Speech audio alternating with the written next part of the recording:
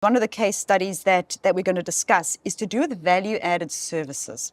And just to explain to listeners, this is these things where you get club cards and you get credit protection, and then you get little these bells and whistles that get added to your, it's very specific often to store cards.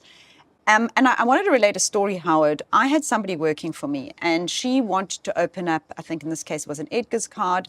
She wanted to buy her son a pair of shoes, and she said to me, well, I'm going to take out an Edgar's card, pay it off over 6 months. It's interest free, all the rest of it. I said to her, when you open it, make sure you do not sign up for any of these value-added services because they just add to the bill. And she said, absolutely. And she went in and she made sure that she didn't tick any of that. She said no to everything. First month statement comes, they've all been added on there.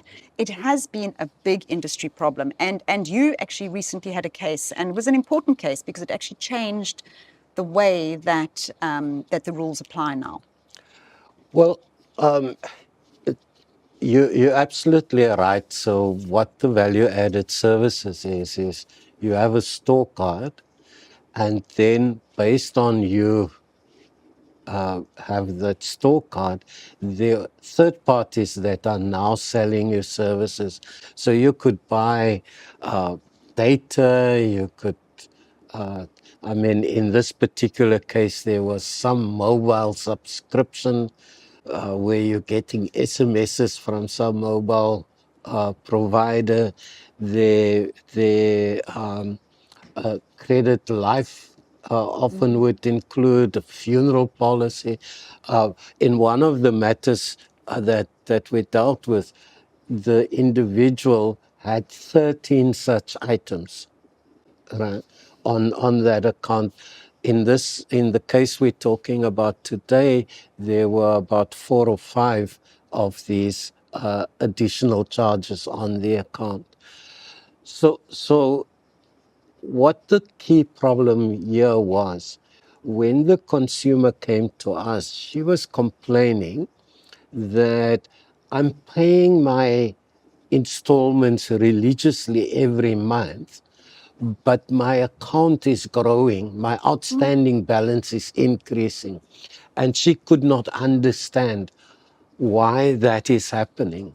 What we then did is we investigated the matter, and we could see that the amount required by the credit provider to be paid every month do not take into account these additional services that must be paid. So it says what is the outstanding balance on the purchases you made in store for that dress or shoes or whatever, but it does not take into account these value-added services.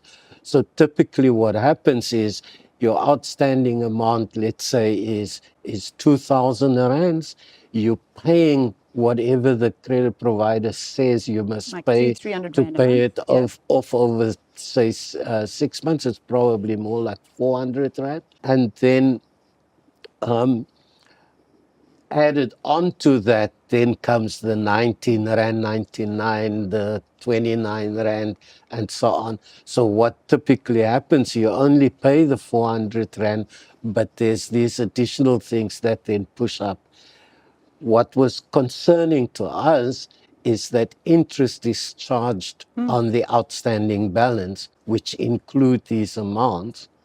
And that then we think is unfair to the consumer, because the credit provider do not require you to pay anything towards that, but they charge you interest on the outstanding amount.